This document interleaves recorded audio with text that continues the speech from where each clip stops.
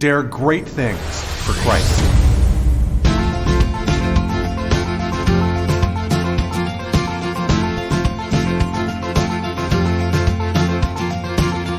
Christ calls us to dare great things.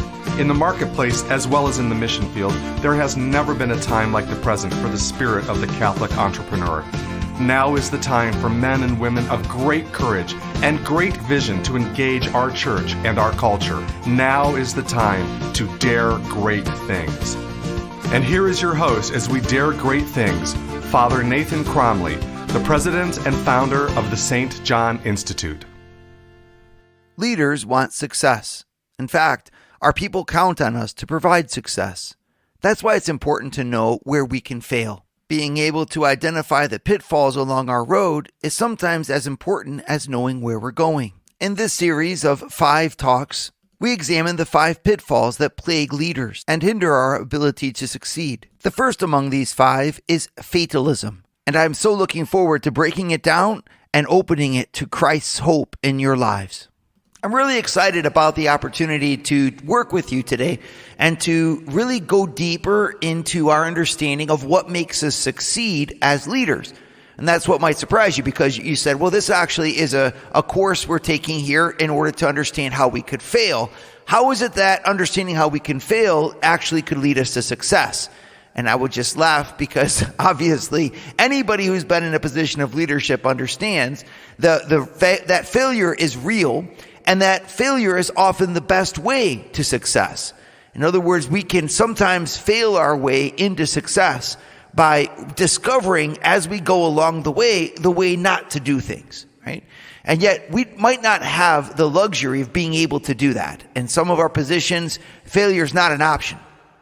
Well, in both cases, either if you're the entrepreneur bumping your way along the road to your destination, or if you are the polished business professional who knows that failure's not even in your vocabulary, both of you need to understand the common pitfalls that can lead to failure. Because by understanding these pitfalls, we're able to avoid them the better. But of course, I don't want to stop just there. I think it's really important for us to understand how Christ and the Christian faith actually can transform what is a pitfall for many of us into an opportunity. In other words, that Jesus meets us precisely where we fail as leaders in order to bring us an even greater victory than anything that we could achieve just based on our own natural merits. So let's get into this, right? So if we attack any act of leadership, be it a big, huge, overarching theme of the influence our life will bear on the world before we die, or be it in a really closely knit theme like how am I going to organize my children on our vacation, right? Whether it's a big picture identity or a very small act, the same structure follows. And it's a structure that comes, obviously, from all action that we do. And I really owe a lot of my credit to understanding this to St. Thomas Aquinas, because he lays this structure out beautifully in his Summa Theologica. And at its heart, he lays out the elements that's involved in any authentic human action. And since we know that all authentic human actions are at the heart of what it means to really lead from the front, especially to lead in the image of Christ, well, then we understand that if we can hone those elements in and we can optimize them to their best potential, well, we'll be able to actually maximize the impact that our leadership makes upon the world. We will be great leaders to the degree that we own our actions. Well, what exactly are those elements of the action? Well, the very first element of the actions for St. Thomas Aquinas is that, in fact, a leader has to own the vision. Now, this vision might come from them, it might come from someone else, but a leader who doesn't own the vision will not be able to have the convincing passion to not only overcome the difficulties along their way, but also to bring other people into an excited enthusiasm behind them. In other words, I have to personalize what I do to a certain degree, and we understand that there's limits to that, but at the same time, we have to have a certain kind of ownership, where this vision is something that I want, and this vision is something that I believe in. Nothing will make people run away from us quicker than if we don't believe ourselves in what we're asking them to believe in, right? Immediately trust will fall, and immediately we'll be unable to really engage the people around us. So, but how do I do that? How do I either become the origin of vision, especially if you're an entrepreneur or a visionary kind of leader? In that case, you actually come up with solutions to problems, even if there seem to be no solutions at hand. And it's a really wonderful blessing to be the idea guy, right? So a lot of people call that person, right? So this is somebody who's just full of solutions. And what a blessing, but also what a curse, as we know, because it's sometimes really hard to be around people who have a lot of ideas, because it means constant change. And any process that we have, we know there's a moment where you just have to decide and execute on a vision without changing. But in the original thought of what we are to accomplish, it's really helpful to have idea guys. It's helpful to have folks who see outside the box. And then on the other hand, you have people, when you're working for someone who's already got the ideas, that too requires an understanding from the inside of what that original thinker actually had inside their mind, and how you can help contribute to a new, or at least a visionary way of implementing their thought. So obviously this is a part of leadership that a lot of people struggle with, because they say, I'm not a visionary, I don't have ideas. And I guess what I'd like to say is, you might not have ideas, but you have to have some kind of ownership, meaning that you have to be able to ascribe to the ideas of another in a way that's personal. Otherwise, you're not going to lead. And when you're responsible for the outcome of the actions of others, or you're responsible for the outcome of what's happening, like in your home, for example, well, leadership is not an option. You simply have to lead. Failure to lead would be the ultimate demise of your responsibility. So anytime you sense a responsibility, realize that being at the origin of the action and understanding the roots and the root motivation for what you're doing is essential. It's essential whether you're making it up yourself, or it's just as essential if it's somebody else that you're executing for. And Aquinas understood that. And so he has this beautiful phase in every human action that he refers to as a kind of first love. A first love that blossoms into what's called the moral intention. Right? In other words, it's this kind of preliminary action before I make any kind of choices, orienting me towards a destiny. And if I can have that orientation of myself saying, I am going in this general direction, I want to accomplish this, well, then I'm able to make choices clearly in the light of that intention about how to achieve it in the given set of circumstances, and then to be able to rest and enjoy the end goal that I'm trying to achieve. But everything hinges upon, do you want to get somewhere? You know, it's like that old saying, the quickest way to get lost is to not know where you're going. And so many people get lost on the road to life because they've never allowed themselves that incredible ownership that comes from having a dream. Now, without waxing poetic about dreams and making it some sort of romantic thing, it means, do you really accept to have responsibility for where your life is going? Do you accept to be the one who owns your activity? That ownership is a profound stage in any authentic human action. It's what makes an adult an adult. And you'll find a lot of adults who aren't adults. And you'll know an adult from a non-adult by their sense of responsibility. This is where I'm going, and I've chosen my life because I want to get to this destination. I want to be a successful grandfather. I want to be married for 55 years with my spouse. I want to have children who are upright and make it to heaven. Right? That's from the family life. Well, why would we say that that's the only spot where you really own your life? Why not incorporate also my business vision into that? I'd like to make a company that thrives. I want to see a company's culture where my employees are better off for having known me.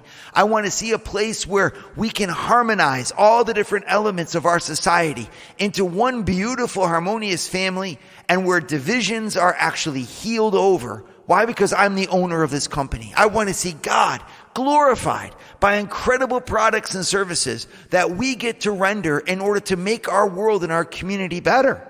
Right? When you have that kind of motivation deep down inside, Well, it becomes, in a sense, easy to make decisions about how to get there. But without that overarching deep intention of your soul, well, you'll never really be effective in your leadership because you aren't going anywhere on your own. You're just another cog in the wheel, and you're moving someone else's dream forward. I want you to move the dream of Christ forward. He didn't give you that company or put you in that position of power so that you sit on your hands. You have talents and you have gifts so as to make them bear fruit for his kingdom. Then if it's not going to be at yourself at the origin of some productive activity, at least allow yourself to be possessed by the Spirit of Christ, who impels us forward in dynamic ventures in order to bring his vision and the vision of his word to bear in our society there in your workplace. Would you like to hear more from Father Nathan? Join the St. John Leadership Network and receive a 2-minute glance at the gospel every Sunday morning right to your phone. To learn more, go to www.stjohnleadershipnetwork.org/member and join for free today. So all human action begins with a deep sense of intentionality.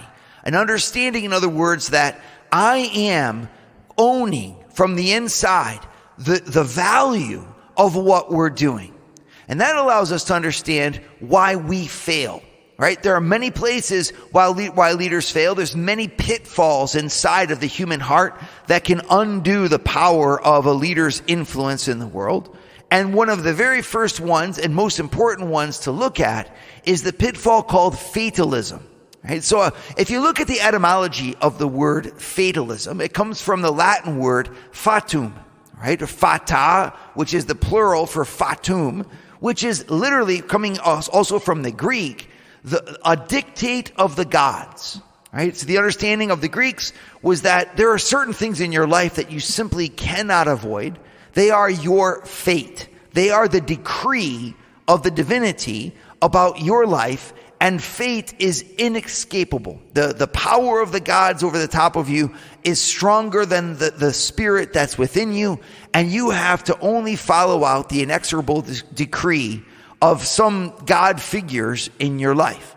And this idea is contrary to Christianity and contrary to the understanding of the Christian understanding of God's will.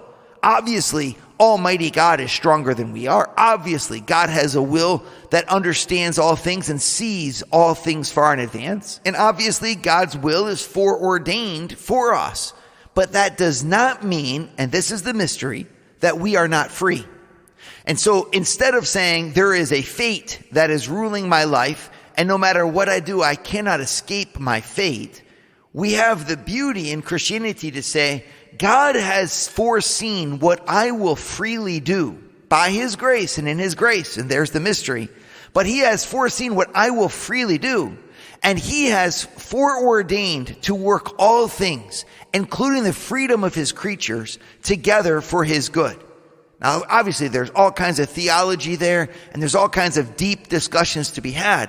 But profoundly and practically put, it means that I am at the intersection of both a freedom to create, to express, to change things, and an understanding that is all-powerful by God, and a decree of his will which is unchangeable.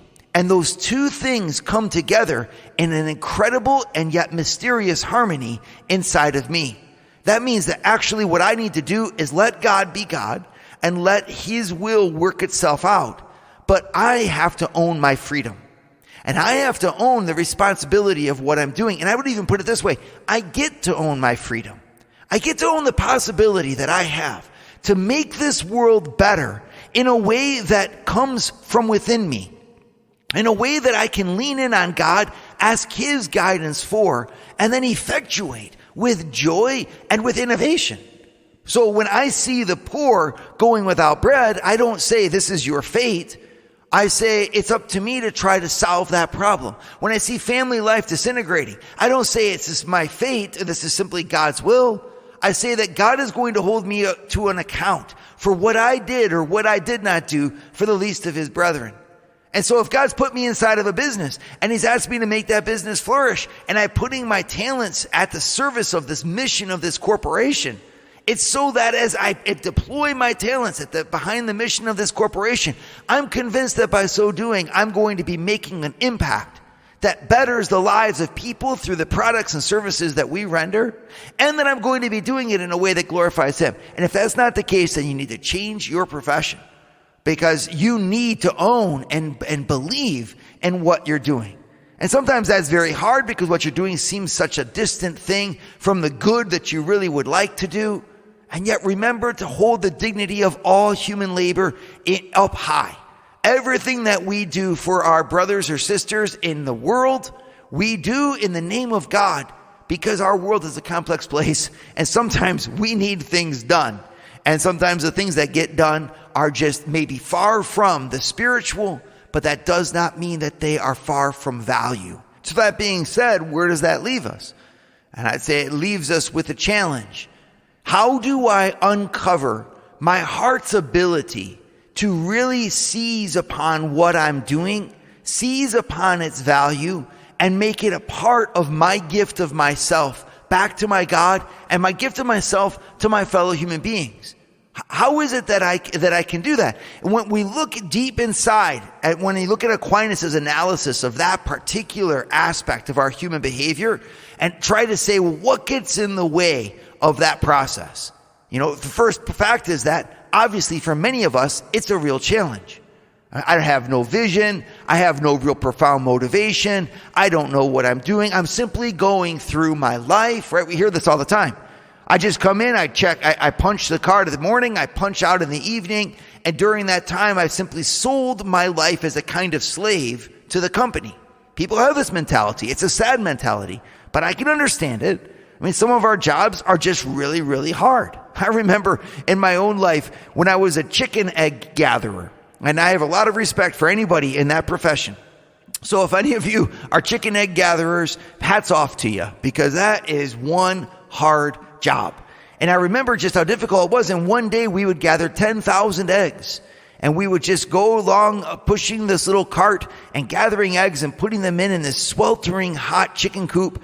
And the only thing that we could do to mitigate the sheer misery of our plight was to listen to music on a little Walkman that I had with those headphone things over the top of my head. And I would listen to music in Beethoven and Mozart as I was gathering chicken eggs.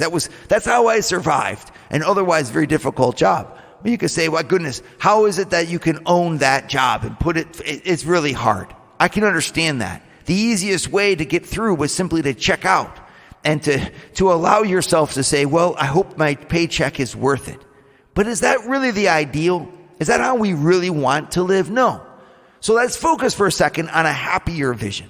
A vision of work where you don't just seek to remediate the mental strain of a hard job like gathering chicken eggs. Let's imagine a little bit of a happier scenario, one in which you're actually leading the charge in something slightly more engaging. The question remains the same. How is it that I can find value in what I do?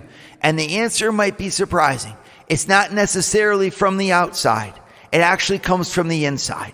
The more that I'm able to find a way to allow myself to connect with what I do and the value thereof, the more that I can unleash the waters of ownership, of responsibility, and of vision that are going to make me an effective leader.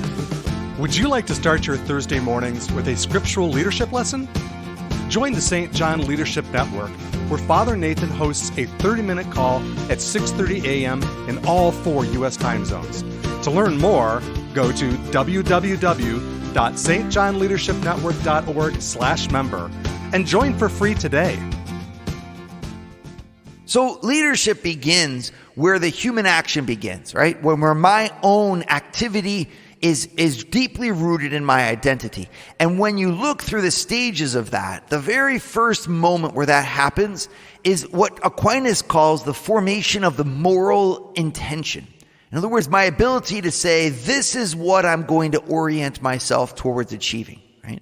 And so for a worker, even though it's not precisely a moral intention itself, but there's an analogy in inspiration where I go from all of my work to knowing suddenly this is what I want to achieve. And in both of those different, frameworks, there's an element where I am involved. And so I have to come into a truth about what I really want and who I really am. And for many of us, that's where we are the most damaged. As we go through life, if we analyze ourselves, what is it that kills dreams? What is it that keeps us from owning and wanting to achieve where we want to go?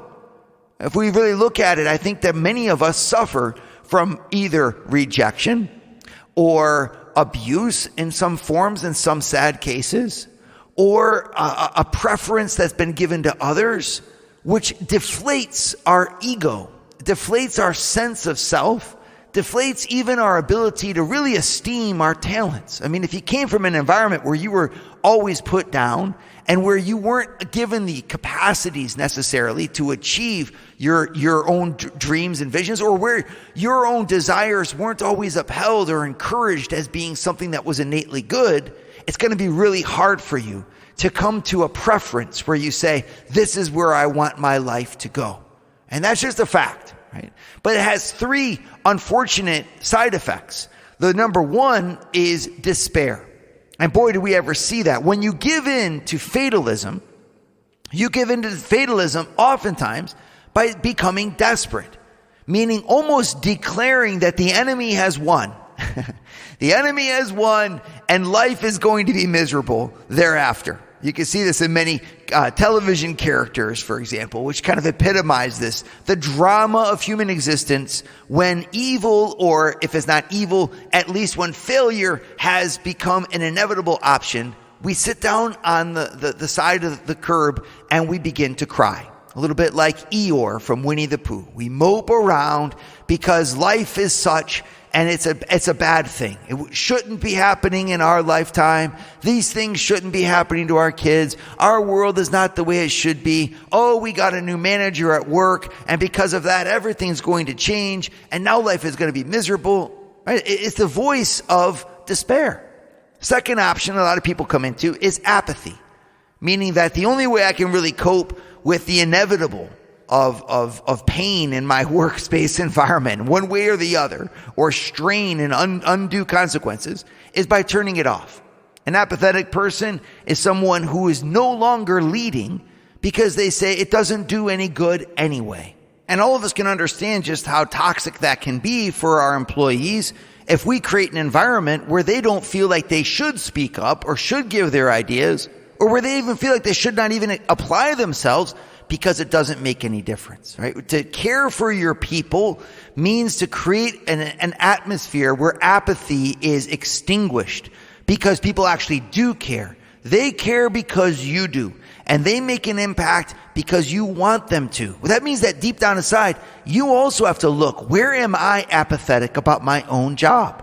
Where am I apathetic about the impact that my life can have by exerting my talents at the service of others? And wherever that apathy is, I got to get rid of it. Right? The third option is anger. So you'll see a sign of fatalism wherever you see the clenched fist of rage. Right? Because rage and anger can be good things. They're actually at the root of half of our virtues, as a matter of fact, where we feel inside a drive or an energy to overcome obstacles in our way for the sake of the good. But where anger or rage is expressed in a destructive fashion, a negative consequences, it's almost always because we feel pent up, that there's no real thing that we can do except to rage against the machine that controls us and the boxes that define us. And that too, however, is a sign of fatalism. Because there you're not constructing something positive, you're not building, you're only tearing down. So be it in despair, be it in apathy, be it in anger, all three are fatalistic. In other words, there's nothing I can do to overcome this situation. And so many of our leadership projects fail exactly there. What a difference it makes when Christ enters the picture. Because Christ is the anti-fate. He comes to summon us to follow him into free and innovative efforts whereby we deploy the talents he gave us according to his will and according to the designs of his providence, obviously, but where love can be original and where his grace can blossom into ideas, into initiatives that are at the service of his love and inspired by his Spirit. Our God, in other words, is the God of inspiration. He's the God who summons folks to give the very best of themselves in their own unique ways. How beautiful to see that a world on the outside can enslave people by economic forces or enslave people by political powers. It can enslave people by ideas that are sterilizing and neutralizing. And you'll always see the signs of it, that world, in the despair, in the apathy, and in the anger of the people who are entrenched in it. The human soul pushes against those forces because we are in the image and likeness of God fundamentally. And God fundamentally inspires us to give the newness of new ideas, of new motivations, of new expressions from the depths of who we are as a gift. And this is why we are leaders. And this is why Christ wants you to be a leader, so that you can help the people underneath you. To not give way to an understanding of life that says, it has been decreed and I must follow it. But instead, you've been given talents and you must deploy them according to the circumstances with the ingenuity of your own unique intelligence. And wherever our people can deploy their intelligence with ingenuity, we will have happiness and happy workers and people who are able to not just execute the desires of others, but lead the world around them. We'll have the world that Christ came to redeem. Dare great things for Christ. Share your feedback with Father Nathan. Send us an email at info@stjohninstitute.org. That's info@stjohninstitute.org. And don't forget to subscribe to premium video content to form, unite, and inspire you at Eagle Eye Pro on our website, eagleeyeministries.org. That's eagleeyeministries.org.